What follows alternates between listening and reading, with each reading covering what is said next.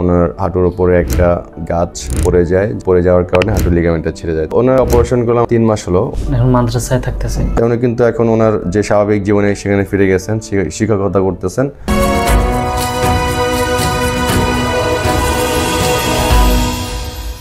আসসালামু আলাইকুম, আমি ডাক্তার মোহাম্মদ ওসমান গনি, হিপ এবং নি স্পেশালিস্ট।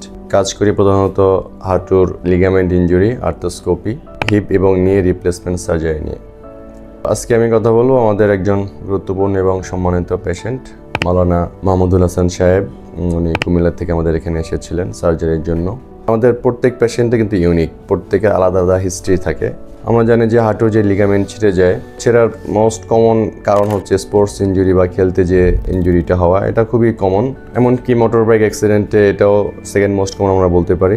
আর পিছলা জায়গায় এমনিতে চলতে ফিরতে পড়ে যাওয়া, সেটার কারণে লিগামেন্ট ছিঁড়ে। কিন্তু মাওলানা সাহেবের ঘটনাটা একটু ভিন্ন।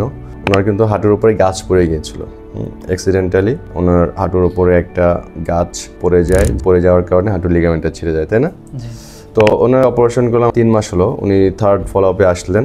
আমরা ওনার জার্নিটা শুনবো যে ওনার ইনজুরিটা কীভাবে হয়েছিল, কী প্রবলেম হতো এবং অপারেশনের পরে ওনার ইমপ্রুভমেন্টটা কেমন আছে।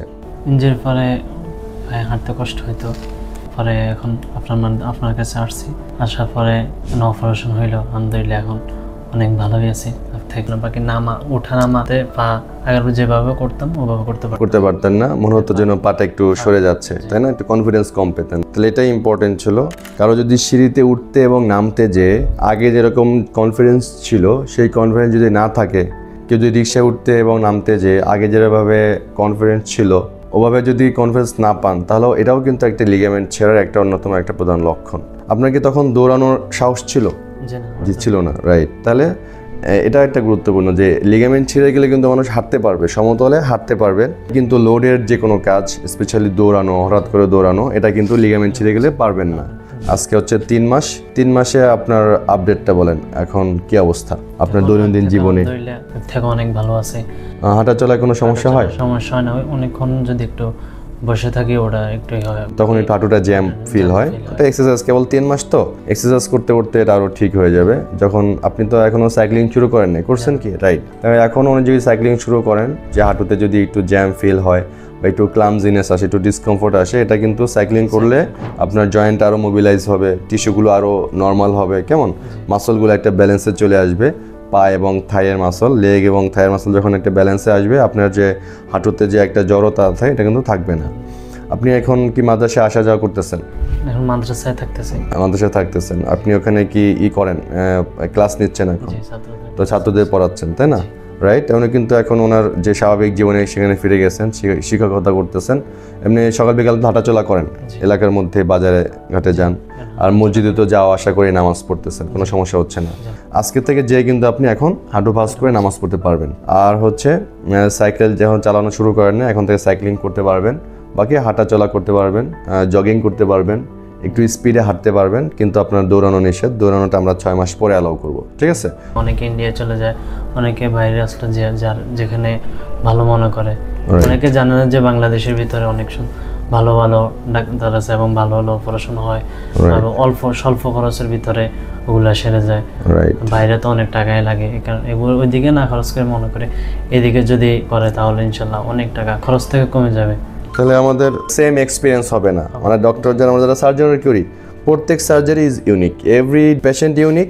প্রত্যেক পেশেন্টের সার্জারি ওটাও কি ইউনিক, ইন্ডিভিজুয়াল। আপনার আমার চেয়ারের সাথে যেমন মিল নেই, সার্জারির সাথেও কি হবে না, মিল হবে। একই সার্জারি কিন্তু পেশেন্ট ভ্যারি করে।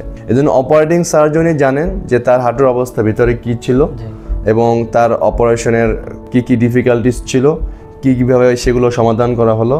যার কারণে একজন অপারেটিং সার্জনের তত্ত্বাবধানে থেকে রিহ্যাবটা যত স্ট্রং হবে, অন্য একজন নিউ সার্জনের কাছে কিন্তু রিহ্যাবটা ওরকম ভালো হবে না। যেমন অনেকে আছে ইন্ডিয়াতে অপারেশন করে আমাদের কাছে ফলো আপে আসে, আমরা ফলো আপ দিই, আমরা তাদের উপরে টেক কেয়ার করি, অসুবিধা করি না, আমরা অবহেলা করি না বা আমরা কোনো নেগলেক্টও করি না, আমরা তাদের মূল্যায়ন করি। কিন্তু কথা হচ্ছে আমি তো তার সার্জারির সময় ছিলাম না, তাই না? তো আমি যেমন তার সার্জারির সময় ছিলাম, তার কী প্রবলেম আমি জানি, সেই অনুযায়ী আমি কিন্তু আপনার রিহ্যাবটা করতেছি। তো একইভাবে যে বাংলাদেশে অপারেশন করলে আরেকটা সুবিধা হচ্ছে যে রিহ্যাবটা কিন্তু আপনি প্রতি মাসে মাসে আমাদের সাথে দেখা করার সুযোগ পাচ্ছেন। যখন দেখা করতে পারেন না আপনি কিন্তু আমার সাথে হোয়াটসঅ্যাপে যোগাযোগ করছেন।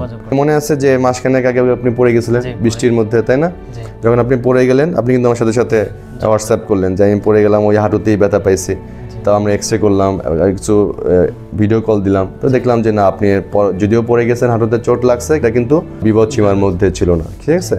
আপনার লিগামেন্টটা ভালো আছে। দেশে অপারেশন করলে আরেকটা সুবিধা হচ্ছে যে ফলো আপটা ভালো হয়, রিহ্যাবটা ভালো হয়, এবং অপারেটিং সার্জনের সাথে যখন তখন কিন্তু আমরা অনলাইন এবং অফলাইনে যোগাযোগটাও করতে পারি। এর দ্বারা পেশেন্টের কনফিডেন্স বাড়ে এবং তাদের সুস্থতার ভালো থাকার যে পার্সেন্টেজটা এটাও কিন্তু অনেকটা বেড়ে যায়। ঠিক আছে মাহমুদুল হাসান ভাই, আপনি ভালো থাকবেন, ব্যায়ামগুলো নিয়মিত করবেন, কেমন? আর আমাদের জন্য এবং আমাদের রোগীদের জন্য দোয়া করবেন। আসসালামু আলাইকুম। আমার সাহেব দেখা হবে ইনশাআল্লাহ। আসসালামু আলাইকুম।